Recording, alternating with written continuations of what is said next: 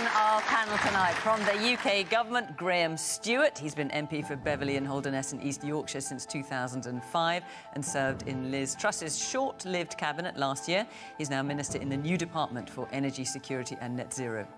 From Labour, Jonathan Reynolds is the Shadow Secretary for Business and Industrial Strategy. He also chairs the parliamentary group Christians on the Left, and born just a few miles down the road from here is also a Mackem, a faithful follower of Sunderland AFC. Kirsty Blackman is one of the Scottish National Party's 44-strong contingent at Westminster.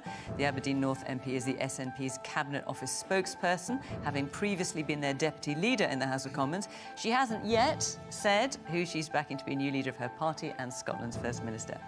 Jürgen Meyer is an Austro-British industrialist and business advisor. Born in Germany, he moved to England as a child in the 70s. His sizable CV includes former CEO of Siemens UK and he's current vice chair of the Northern Powerhouse Partnership.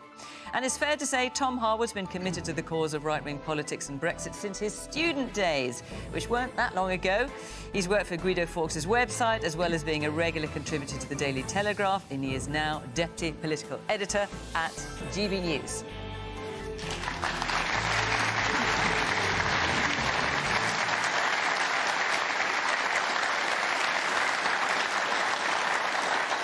Good evening. Welcome to our panel. Welcome to our audience here in Sunderland, which of course reflects the electoral support for our political parties for whichever nation we are in. Of course, tonight we're in England.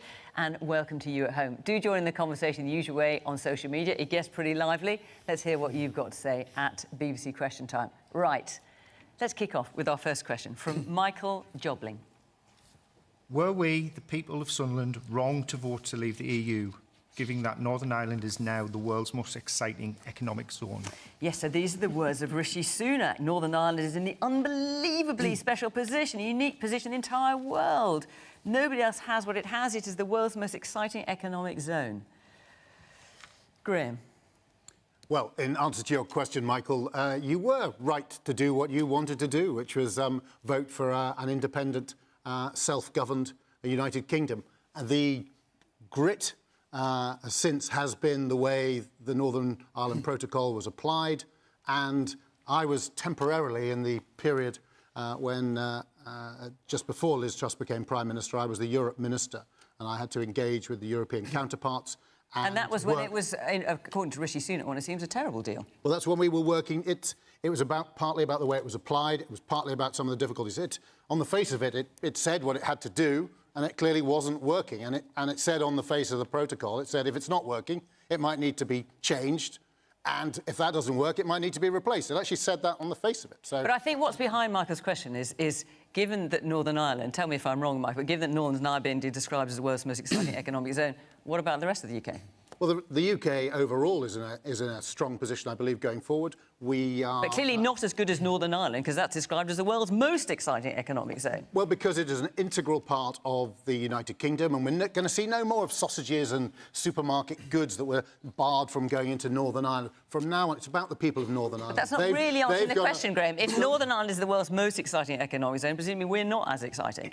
We are at a disadvantage. It is the only part of the United Kingdom that shares a border with the EU. It has special circumstances. Why is it able to have the best of the UK situation and our independence and still have the best of access entirely to the EU? Because everyone has agreed we must protect peace in Northern Ireland and on the island of Ireland. That's why it's a special situation. All right. That's why I think it's a real triumph of the Prime Minister that he's pulled this off when many, including somebody like me who worked on it, wasn't sure that it would be possible. Let's hear from you, Michael, because you've asked this question. If you don't mind me asking, how did you vote in the 2016 referendum? To leave. And so what do you think now? I think basically it's been a complete mess from the beginning. If we aren't... And actually, Michael, before you go on, I should say that more people... Because we're in Sunderland, which was the second city to declare on the night of 2016, and with a sizable majority to leave, more people in this audience voted to leave the EU than not. So, sorry, do go on. It just goes to show that, as I said, that they've messed it up from the beginning, that the economic downturn is very clearly related to the EU, and even the Prime Minister, by his words, believes that.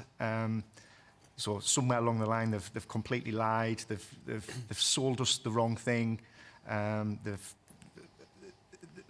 it wasn't this so-called oven ready, or it wasn't.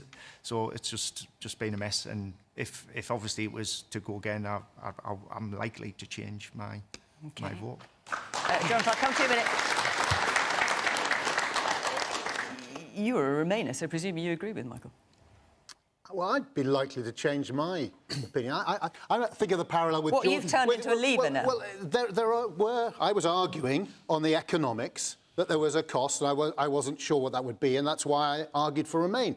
When you look at the polling, most people didn't vote because they thought there was some instant economic windfall. They voted because they wanted a more self-governed United Kingdom. If you'd said to George Washington, do you know you're leaving the world's greatest empire? You may have a small percentage loss of GDP, therefore you shouldn't do it. He would have laughed at you. He'd have said, we are going to have a self-governed United States, and we will make a success of it. And that is what I think well, hang on, they wanted to be independent. I mean, we were already an independent nation, so I'm not quite sure that stands up to scrutiny. But we were being subsumed into ever greater control from the centre of Brussels, undoubtedly so, and people thought that we could succeed as an independent nation outside the EU. And I think they're going to be proved right.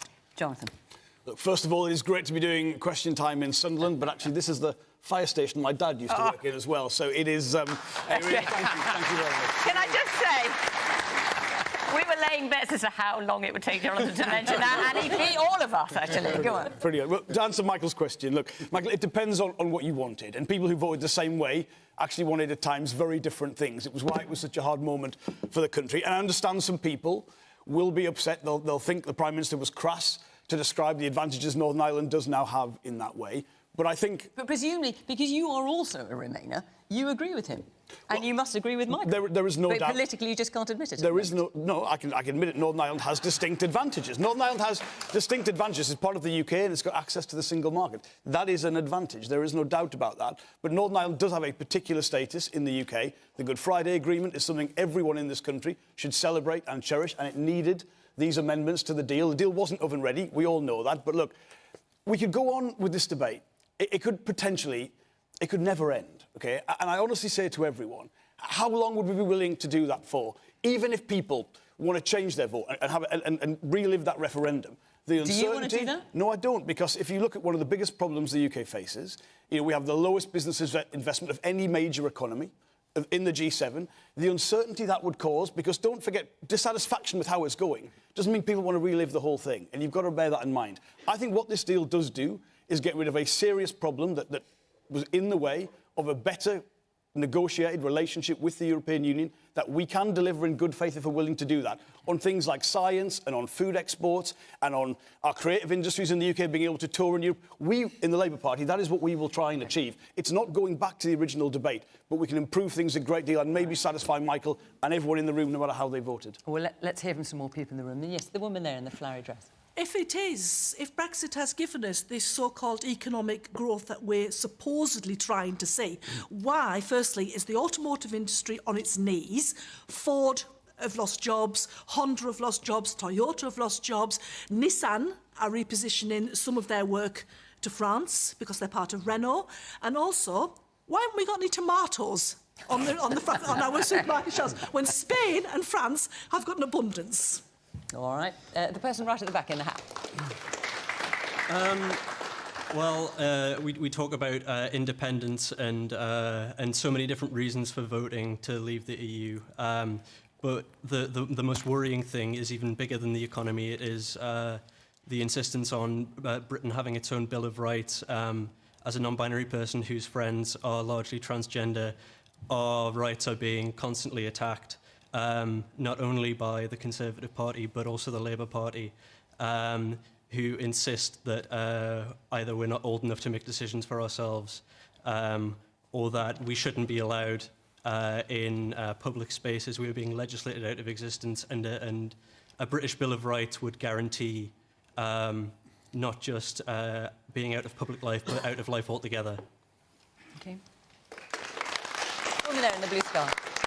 I just wanted to say, why does everyone keep having this obsession that Sunderland is the highest vote leave? I'm sick of hearing it. I'm from Sunderland. No, I didn't say you were the highest vote leave. I said that you were the second Okay, city but to that's declare. what it's always pitched on these programmes. Let's come and see all the silly Brexiteers in Sunderland. Well, are you suggesting that I was saying that? Because I certainly it's wasn't. always the impression that all television programmes give. And almost 40% of people here voted Remain. And it's only because we called it first. Everyone thinks we're the highest. So can we just please have some clarity on that? We can. But Thank certainly you. we didn't claim that on this Okay, programme thank you. tonight, just to be completely clear. Thank you. So, Tom, so Michael's question, were we, the people of Sunderland, wrong voting to leave, given that Northern Ireland is now described by the Prime Minister, no less, as the world's most exciting economic zone? I don't think we should take much credence in the Prime Minister trying to oversell a deal that he's done with the European Union. Clearly, there's So you don't believe that? No, I think that, firstly, we should look at the quote in its full length, which is talking not only about access to the EU market, but also Northern the Ireland is in the second half. unbelievably special position, a unique position in the entire world. And the European continent has privileged access, not just the UK home market, but also the EU single market. Nobody else has that. No one. Only you guys, only here. That is the prize. Yeah, he's overselling it. What the crucial part of this is, though, the UK market is obviously a huge, huge market for Northern Ireland. It's in our internal market. And the reason why Brexit offers opportunities, many of which have not yet been realised because we have thousands upon thousands of EU laws still in our statute books, we have not yet pursued the regulatory divergence that is the prize of Brexit, being able to do things differently.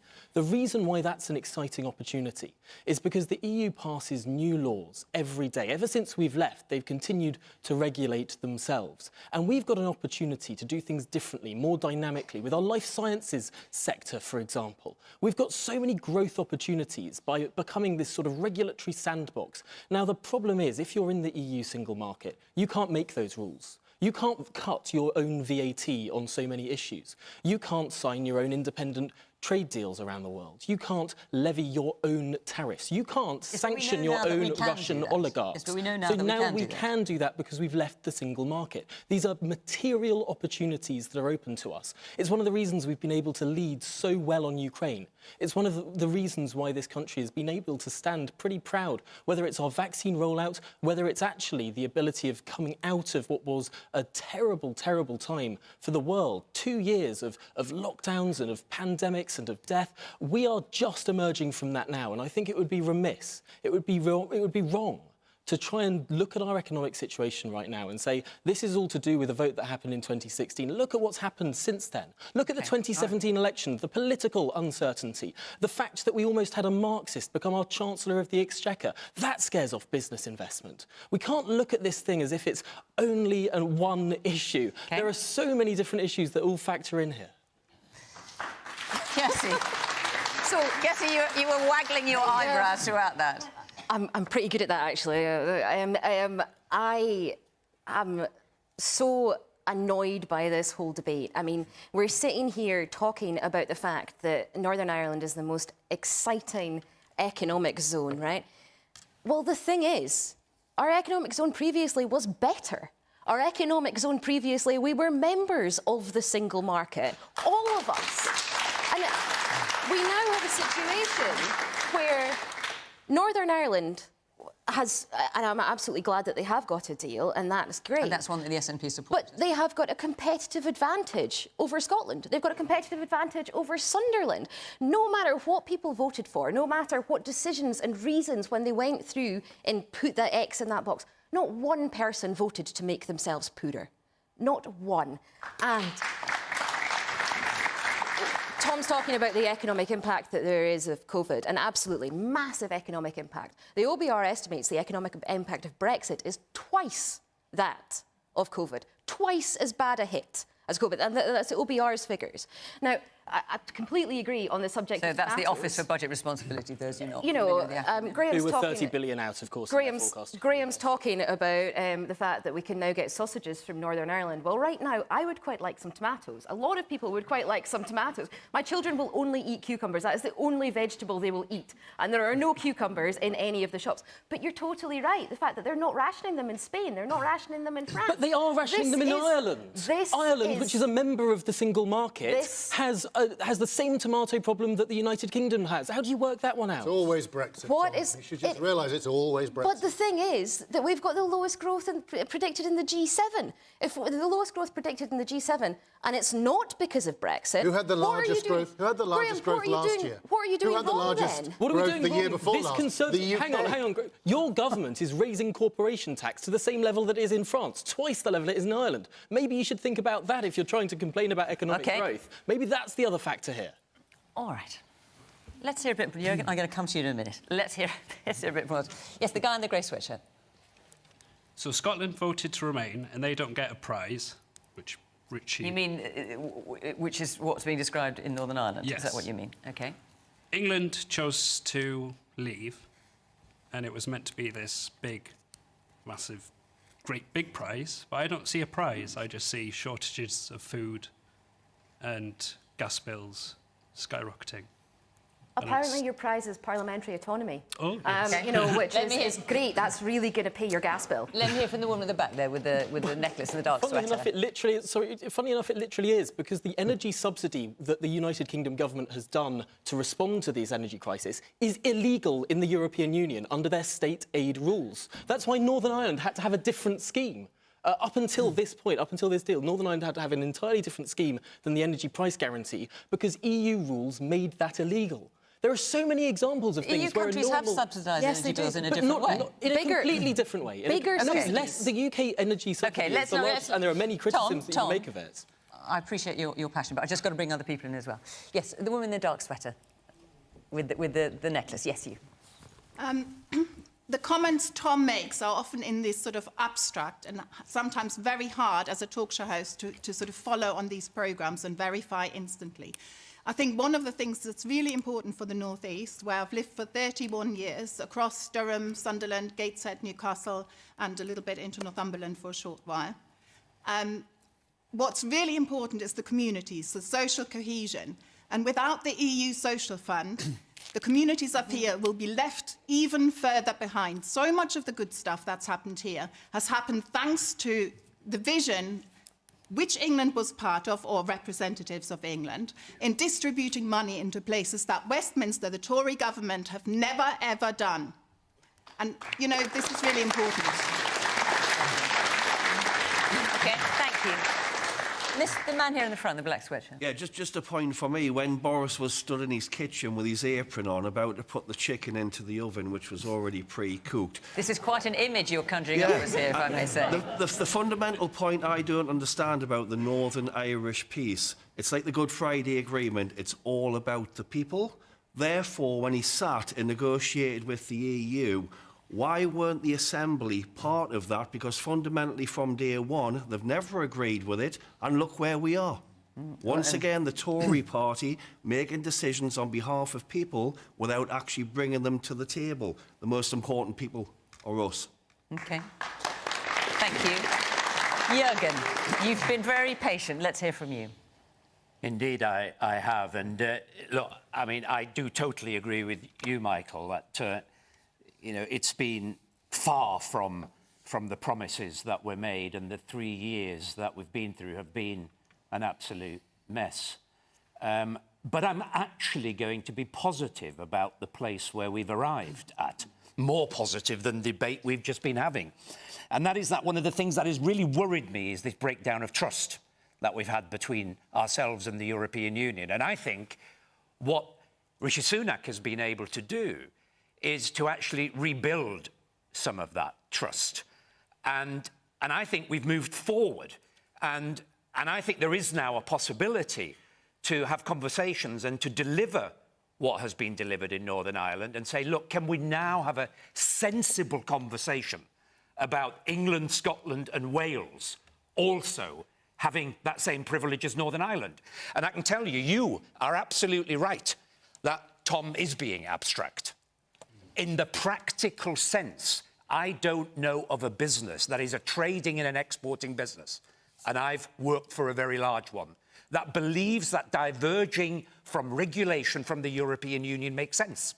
Because what that actually does is it creates more cost, it creates more bureaucracy, and that's exactly what we've learned since we've left the European Union. We've got red tape coming out of our ear holes as businesses in the UK. So let's now continue the new chapter, as the Prime Minister called it, and have an honest, decent conversation about alignment of regulation and about being close to the single market and having proper, frictionless access like we were promised originally. OK. I'm going to take another question, but before I do, I just want to tell you where we're going to be next week, in case you want to come and be part of the audience. Question Time is going to be in London, and the week after that we're in Warrington. So if you live in or around London or in and around Warrington, you want to come and be part of the audience, apply to the Question Time website. The address is here on the screen, and you can come and be part of the programme, and we would love to see you. Right. Alan Doherty, you're up next. Good evening, panel. Is it disclosure of Matt Hancock's WhatsApp messages the smoking gun for what really happened during the pandemic? There's been a lot to read, hasn't there? There has, yes. A lot of words. Was it 100,000 WhatsApp messages? Is it the smoking gun for what was really going on? Jonathan. Well, thank you for your question, Alan. I think first thing to say is when we're dealing with this, very conscious that for a lot of families in this country, this is about the loss of a loved one. It deserves a seriousness, a solemnity in describing what we have learnt this week. There are a lot of concerns from the information that's been put in the public domain, I think particularly around care homes, where a lot of people's lived experience in this country didn't match what came out from government ministers at the time. But, Alan, what I would say is what everyone in this country deserves is an accurate, unbiased account of what happened, not necessarily to blame people, but to understand how we reacted to this, how we could do it better in future, maybe learn some lessons from that.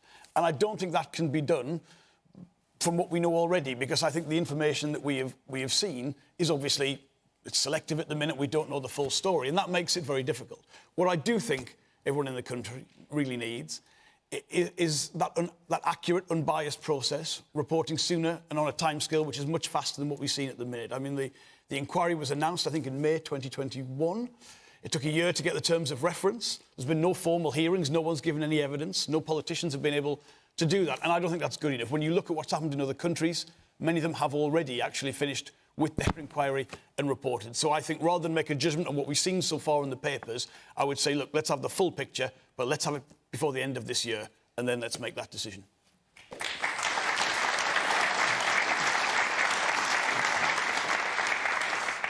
Graham, has it been embarrassing to read these WhatsApps, having out in the public domain? You've got Matt Hancock describing teaching unions as absolute arses. Do you agree with that? Well, I agree with... Do you agree with that? Sorry, with that calling particular teaching comment? unions absolute arses? No.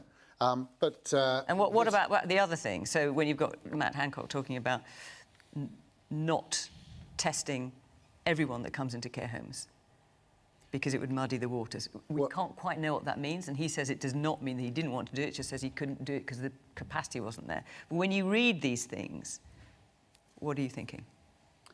Well, I agree with Jonathan that what we need, this is such a serious, I mean, it was such a convulsion of the nation, so many people lost lives, it disrupted the whole nation, the economy, people's everyday lives, their liberty.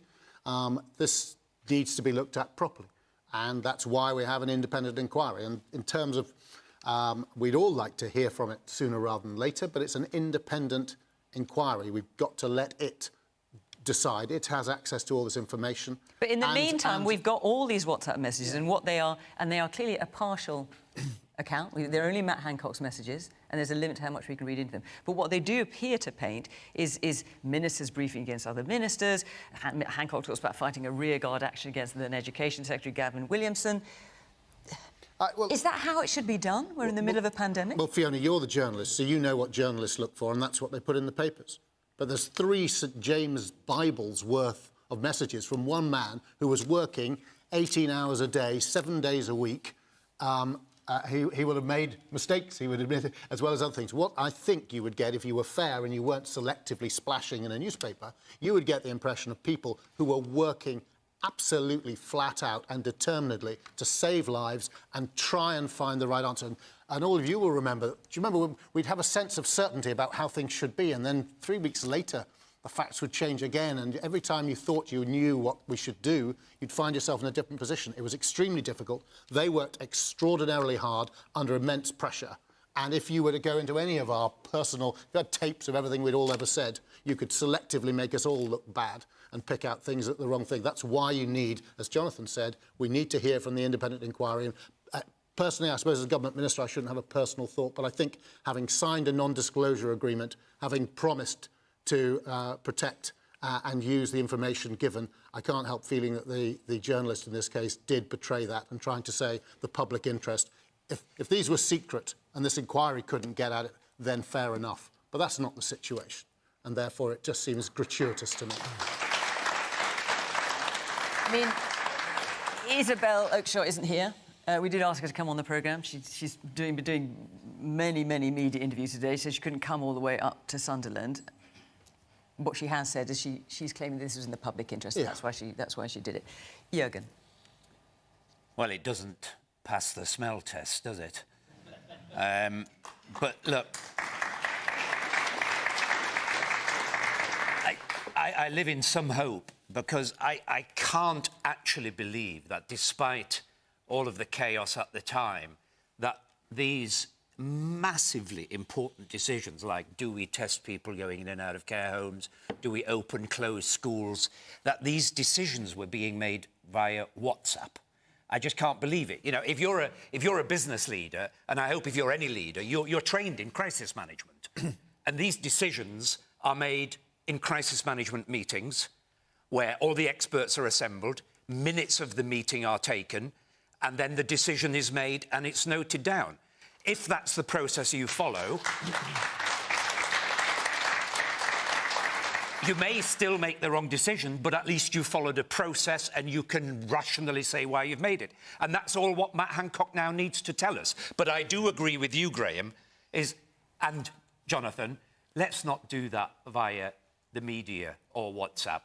Let's let the proper inquiry, let's accelerate the inquiry, make sure it's independent. Let's see that these meetings that I'm talking about were really happening, decisions were made properly, and let's find out the truth. And I can tell you, if Matt Hancock was making these decisions via WhatsApp, he is in deep trouble.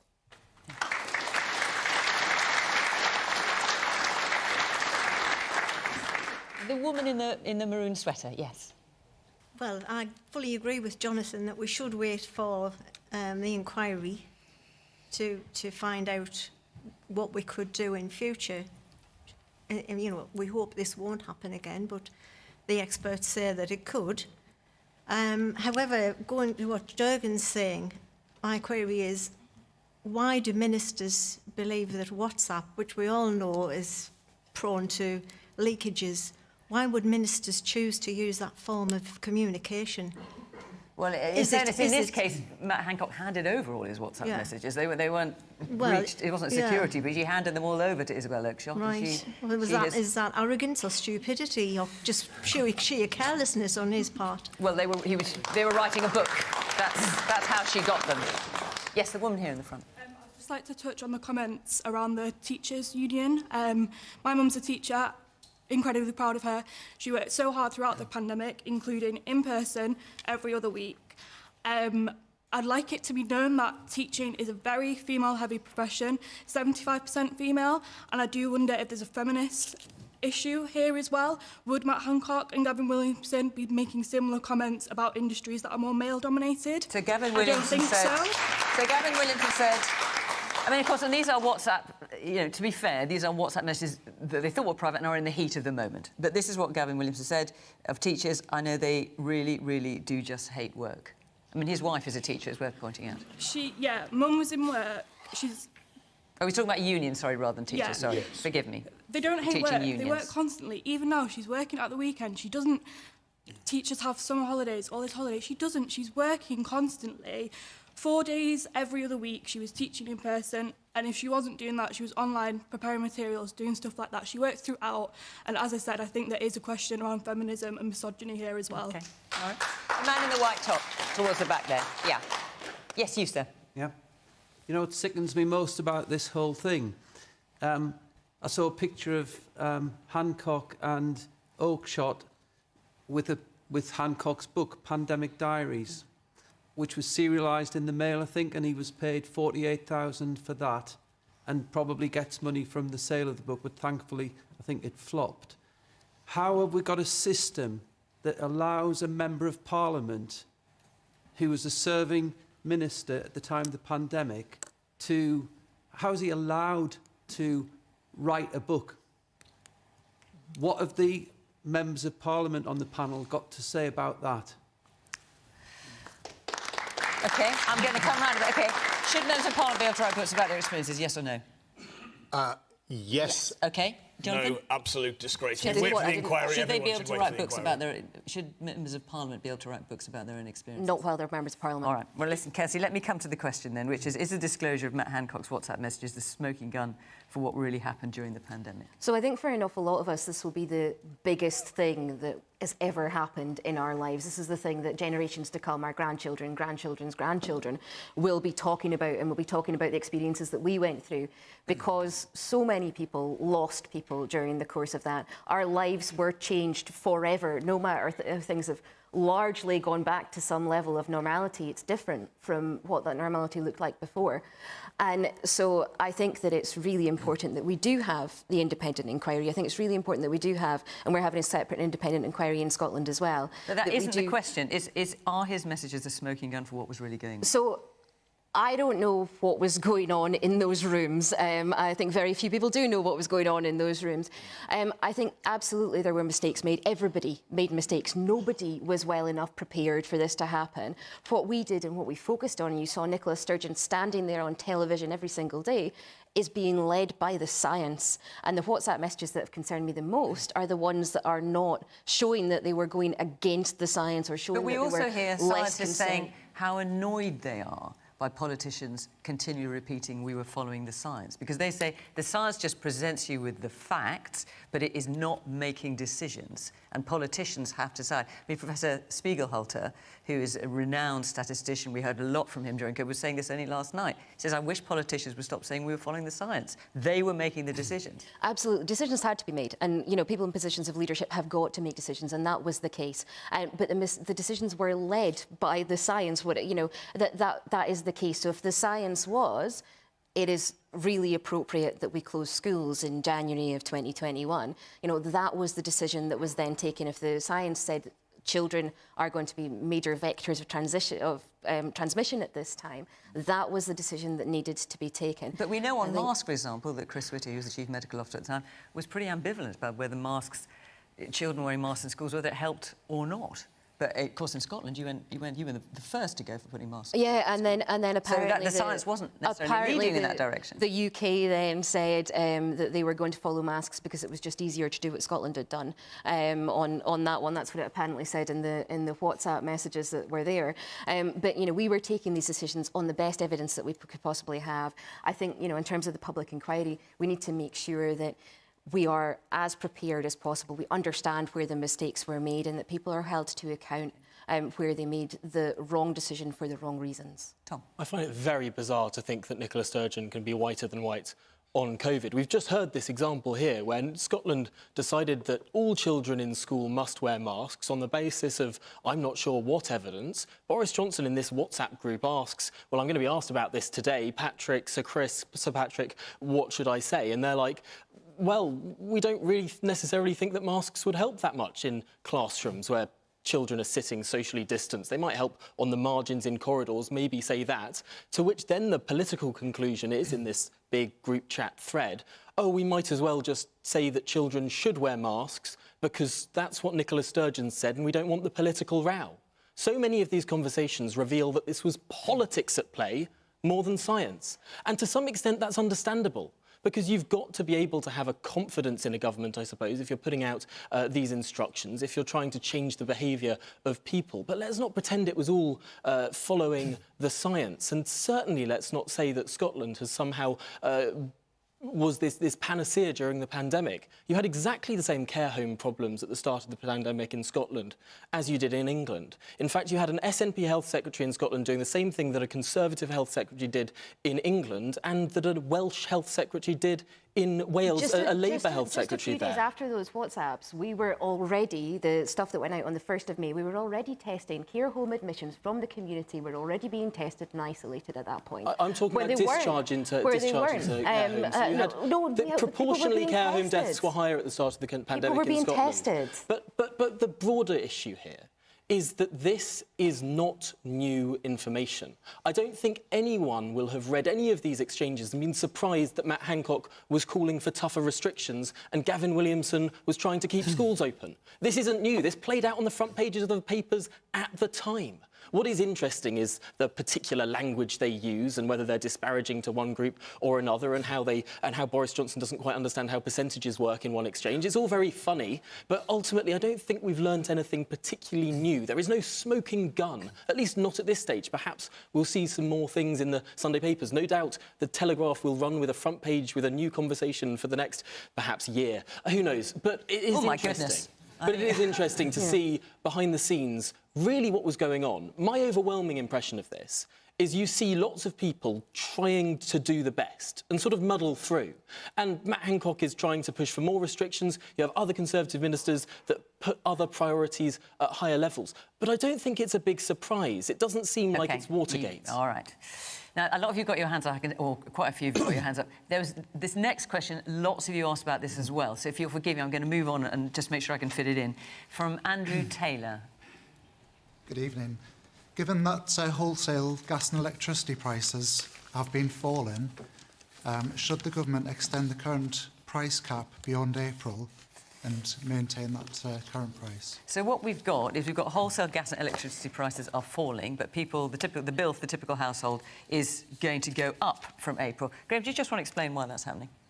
Sure. Well, what I'm pleased to say is that the government's been able to intervene this winter and has been paying half of all of our household energy bills, as well as supporting businesses, and that has made a tremendous difference in So why are most people here going to be paying more when the wholesale price is going down? Well, the energy suppliers, so you've got energy generators, then you've got energy suppliers, because they have to buy their energy ahead, they have bought ahead, which means that they go on the future prices, and therefore it takes a while for the wholesale prices. So when prices went up, there was a delay before those prices came that's through. not the reason.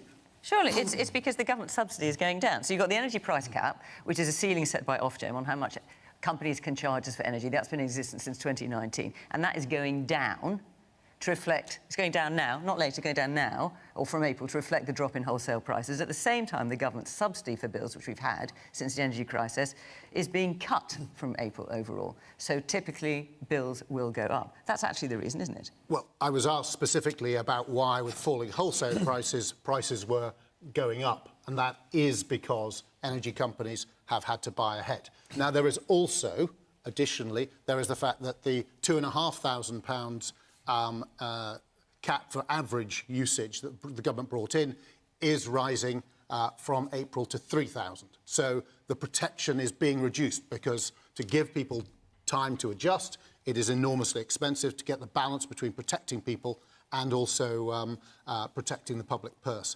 But for people who were on benefits, in addition to the £900 by direct subsidy of your bills, plus £400, which hopefully you've seen in your £66 or £67 a month bills, in addition to that, those on benefits received £650. So for someone on in a smaller home with around a £2,000 bill, pretty much their whole bills in those cases being paid. And this coming year, we're raising that to £900 for everyone on benefits, plus payments for those with disabilities and pensioners. So we're trying flat out, and have been, and I've been at the centre of it, working to find the right way to get the balance where we had to help everybody and then move to making sure that we do still help everybody, but we help the most vulnerable the most. Kirsty. Because of the change in prices, the government has got an underspend on this. There's £15 billion extra that the government was intending to be spending on this. So the government has got that money. Now, what we're asking for is for that money to to continue the subsidy at the level it currently is. Because of the reduction in the wholesale prices. So we are asking for that money to be given to the people that are paying the energy bills. You know, it is the case that food's gone up 17.1%, right? This is not the only increase in cost that people are seeing. working. People are really, really struggling. I mean, you guys will be seeing it in your surgeries. People are coming through your door in more dire straits than I've ever seen in my time as an MP or as a councillor previously. People are really, really struggling. And the government has got the spare money that they could be putting in order to protect all of us from this increase in the prices. Do you agree with that? In which case, why don't you?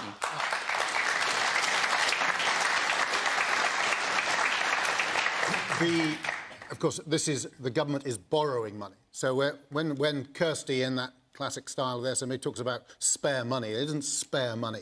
This is all money which will be in future taxes on people. It's money that nonetheless you're anticipating you would spend more and getting than that balance currently. right. But we are absolutely determined, and we've said we will keep it under review to make sure we keep doing the right thing to protect people. We've done so through this winter, and I expect us to do so going forward. Jürgen. Well, what fascinates me about these debates is that it's a rerun time and time again, isn't it? You know, we sort of go and we say, you know, we need support, we have these debates, government says no, and eventually government is sort of forced to say yes. And I'm going to predict here today that it won't be very long before government says, yes, we are going to extend the subsidy, because it's just the obvious and the right thing to do. Because, yes, it's not an underspend. Extend the subsidy until the point where gas prices come down sufficiently that it doesn't cost people more. Exactly, exactly. You know, and it's not an underspend, but there is about 15 billion that thought was going to be spent that's now not.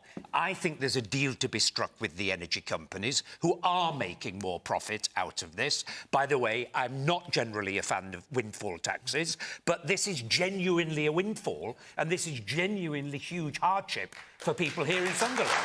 So just, you know,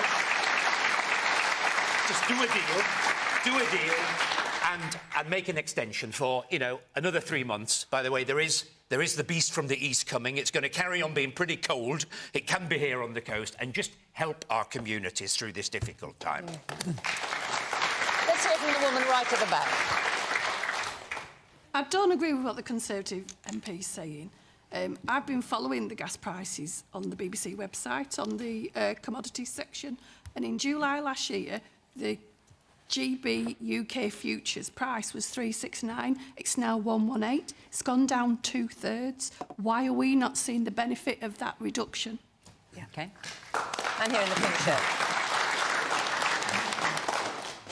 Yeah, I just want to say I fully agree with the gentleman from Siemens as well. I'm not a huge fan of the windfall tax to begin with.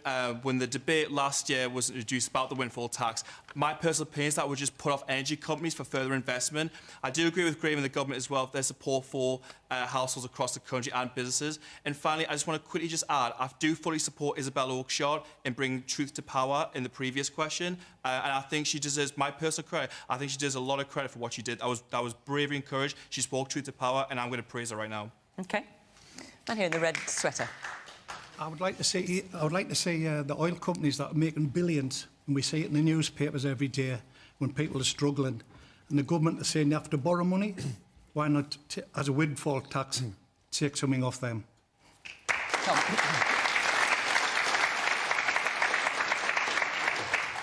This conversation is so depressing because it's the symptom of 30 years of policy failure. The fact that we're at the whim of global prices and that the government at one point thought it might be spending £150 billion subsidising our energy. That's twice the cost of furlough. The fact that we're at that point is a failure and, frankly, a plague on all of your houses, because every single party has got us to this point. Whether it's nuclear power, the last nuclear power station to be approved in this country, to be fully built, was approved by Margaret Thatcher in 1988. It was finished before I was born. We haven't constructed a new nuclear power station since then. And that's a failure of the Conservative Party, that's a failure of the Labour Party as well, and of the SNP, who in government have banned new nuclear power in Scotland. They have legislated to ban it. Or if we take oil and gas, we have got the wealth of oil and gas off the North Sea. The Labour Party has said that it would explore no new oil fields. The SNP has, in their energy strategy, a presumption against exploration. But it's not just oil and gas, it's also wind farms. It's wind farms, because the Conservative Party have banned onshore wind farms. Companies want to build these things, many communities want to have them, and the Tories have banned them. But it's not just wind farms, it's solar farms as well. Guess what? The Green Party. The Green Party has been campaigning against solar farms. Whether it's the Longfield solar farm, or the Derbyshire solar farm, or the Hastings Park solar array, all of these have been campaigned against by local Green councillors. I don't think there's a single form of energy production in this country that a politician, or across-the-board politicians, have supported. We live in a country now where every single politician, every single political party from each direction find reasons to say no, to stop development, to stop growth, to stop our own homegrown energy. Frankly, I don't care if it's shale gas, if it's fracking, if it's wind, if it's solar, if it's nuclear, if it's oil, if it's gas. I don't care. Just build it. Just do it.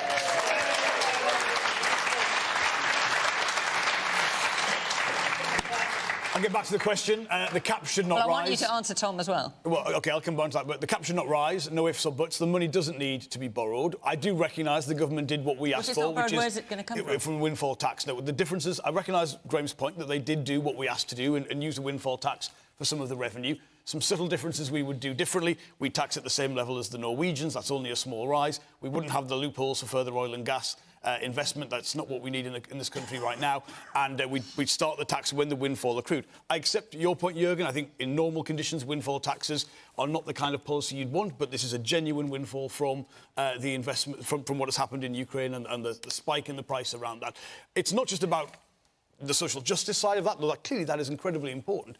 That the economy as a whole will suffer if people have to spend even further money on their energy bills. And I think the case is very, very strong to not see that cap rise. And I think, frankly, if we don't see something like that in the budget, people will be very, very, quite rightly aggrieved by that. Just on Tom's point, look, there are politicians, Tom, in this country who essentially take, I would say, the easier route and oppose all forms of development. I myself often make the case to my own constituents that we need houses in this country because working people should be able to own their own houses. It's not always a popular case to make, but there are those of us who are willing to make that case. Specifically on nuclear, every nuclear power station in this country had its life extended under the last Labour government because the technology allowed us to do that. Because we needed them by the end of that and we lost power, but we extended the life because that was by far the better cost power for 13 years. Exactly. You could have built... it takes about 10 years to build a nuclear power station, and the issue is, every single time they're proposed, Nick Clegg said this in a famously viral video in 2012, we couldn't possibly build a new nuclear power station because it wouldn't come on stream until 2022. And what would be the use in that? This is the short-termism in our politics. It's a presumption against development. Dare I say it? It's an anti-growth coalition of all different parties, whether it's the Conservative Party stopping wind farms or the Labour Party stopping oil and gas or the SNP stopping nuclear power. They're all at it. They are all at it. OK. All right, I'm going to hit a couple of points to the audience before I move on. Yes, person here in the check shirt. Hello there. Yeah, I just want to say I disagree with the Conservative MP in that even if we were to accept the fiscal idea of a government as similar to a citizen in which its only way to get money to fund subsidies is to borrow money, which it's really not, but I don't want to get into that complexity of economics right now. But even if the UK was to borrow money now, in 10 or 20 years, wouldn't an increased tax base justify, wouldn't an increased tax base help pay for the subsidies that you're borrowing now to functionally? Thank you for your point. Yes, and the woman here, I'm going to take one last point before I move on. Yes. Tom described the discussion as very depressing and then went on. We've had some very theoretical discussions and some historical analysis. But I can show you what's really depressing. And what's depressing is the level of poverty in areas of this town and very many other towns up and down the North West. So the question about the £67 isn't a theoretical question. This is a very real question which is going to impact on people's lives over the next few months. OK. And very quickly. You are so right, because there is very real poverty in this country. And it's because we don't build anything anymore. We need industry. We need to be having people building those wind farms, building those solar farms, making those nuclear power stations. All right, and the market wants to do it. The politicians keep stopping them. Tom, I can tell you feel very passionate about it. You've made your point. You're making the same point again, so I'm going to move on. Can I say anything? You got about... Just say, we have, in 2012, 40% of our electricity came from coal. By 2 years ago, it was 2%. Next year, it'll be none. And we've basically... And where we've gone to is about that 40% now comes from renewables. There's been this transformation. We have been building in the North Sea. The North Sea's other amazing asset. We've had oil and gas from there, and while we're importing and using oil and gas, and we will be for decades to come, we should produce our own to high standards. What we shouldn't do is oppose. As Tom rightly says, we've got to get on with building things, and that's exactly what this Conservative government is doing. Hang on, all sorts of people are shouting out, and I can't tell. Who was it shouting out there? By renewables, what do you mean? Because 40% of it now comes from gas. And in terms, another question, what's the government's actual plan? Because the cost of energy isn't going to go back down to what it was. It's now sourced from the likes of LNG and other sources from Qatar. They're putting massive risk premiums in. So what's the actual plan? Because this isn't going back down over the course of the next 4 or 5 years. Just quickly, the expectation is that prices will come down as production goes. It's a market. It responds to high prices. You get more production. That's how it works. But we're going flat out to reduce our dependence on fossil fuels. So you saw in our last year's auction, we saw the biggest ever amount of renewables. For the next 5 years, while this energy transition goes on, what's the plan for the midterm? For 5 years, are they just going to stay at this price? Because you're trying to get away from Russian dependency. I know we don't get that much from there, but then again, you're going to try and transition to green energy, which is wind farms, solar. They're going to take years to build.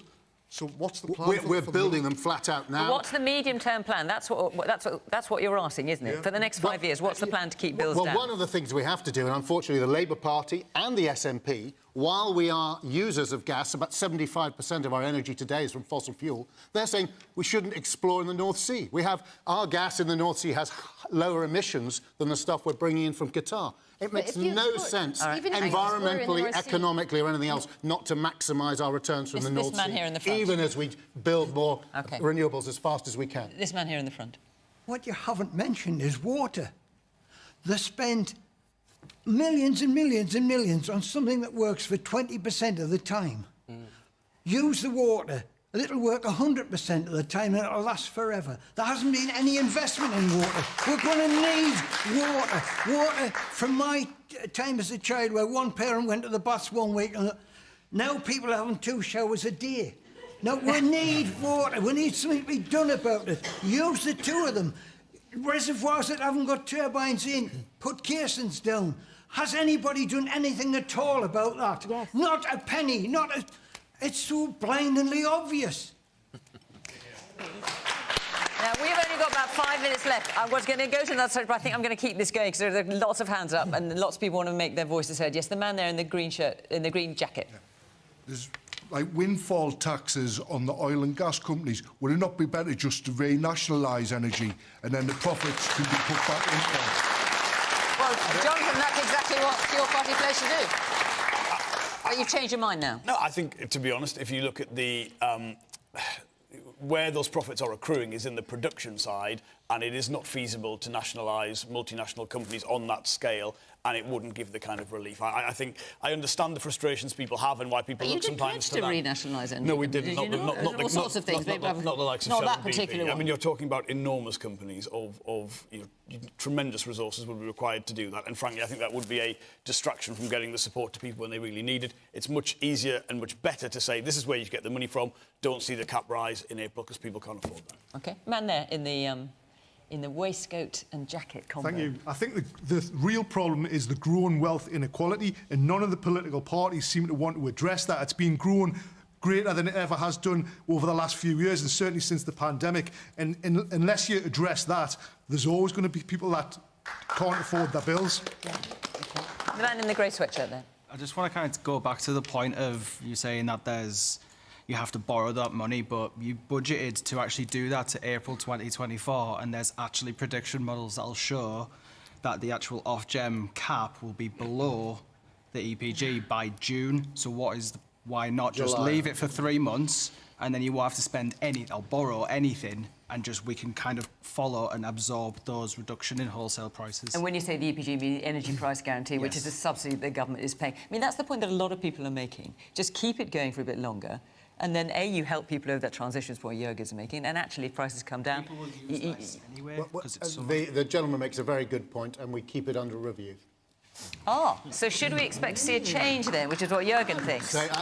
Oh, come on. Listen, what are you, Minister for Energy Security and Net Zero? If anyone knows, it should be you. Come on, Graham, let's hear it. Is this position sustainable for the government, or do you think it will change? We have, as I said, we've intervened on an unprecedented scale precisely to No, you said that already. Exactly. So in the response, like when you say watch this space... And we will continue to keep it under review.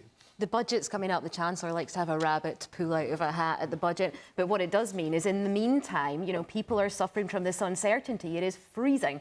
You know, it is really cold. People cannot afford to have people can't afford to have 2 showers a day. People can't afford to have 1 shower a week because of the cost of the hot water. You know, people are really, really struggling. I think the wealth inequality is a major issue that we are seeing. We've done an awful lot of things in Scotland, particularly around improving our child poverty rate. So it's now 6 percentage points below the ones that there are down here because of what we have put in, because of the Scottish Child Payment that will give children, by the time that they go to school, by the time they're 6, 10 grand the family will be getting, which compares to £1,800 of equivalent benefits in the UK. Now, we are doing that because we want to reduce child poverty, because we recognise it's a massive issue for creating that wealth inequality.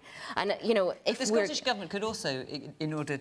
I mean, it's up to you how you spend your money, but obviously if the government is reducing its subsidy, you could step in and just give a bit more to top that up. We have, you know, Graham was talking about borrowing. The thing is that the Scottish Government can't borrow in the same way as the UK Government has. We've got a legal responsibility to have a balanced budget on an annual basis. We can't Graham do just it. said fortune. I don't know if you heard we that. don't have to... Well, do you know what? It would be great if we were an independent country and we could do this, and we could make our own decisions. All right, OK. Let me hear a bit more from the audience. Let me hear a bit more from the audience. The person at the very back in the glasses.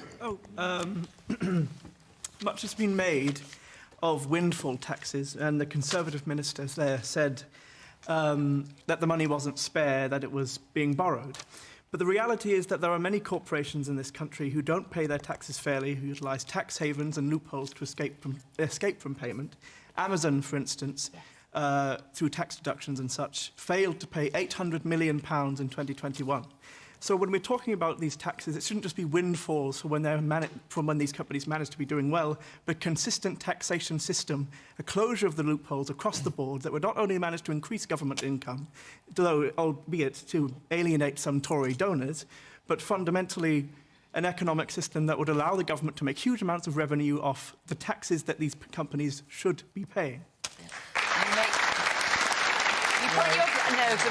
You put your point very well. I'm afraid we are out of time, so I'm afraid I can't take that back to the panel. Forgive me. What you missed out on was that you were all going to be asked, should we all delete TikTok from our phones? So I leave you to ponder that.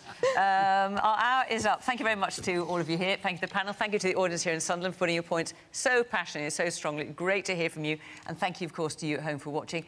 Next week, we're in London, week after in Warrington, live on the iPlayer every week at 8 o'clock, but otherwise, of course, on BBC One at 10:40.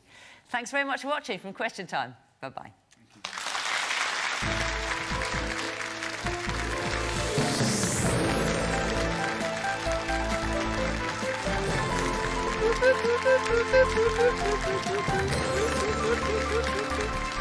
Wasn't a bad show this week. It's quite okay, I suppose. Bit of argy-bargy, as someone said there. It's always nice to get a bit of a argy-bargy. Just fucking build it, yeah, probably. Just build shit. But then the Tories will just fucking sell it, won't they? The twats. When they get back in power. Anyway. Have a lovely weekend, my ladies and gentlemen. And I will see you on Sunday for Laura Kuenssberg. Probably not at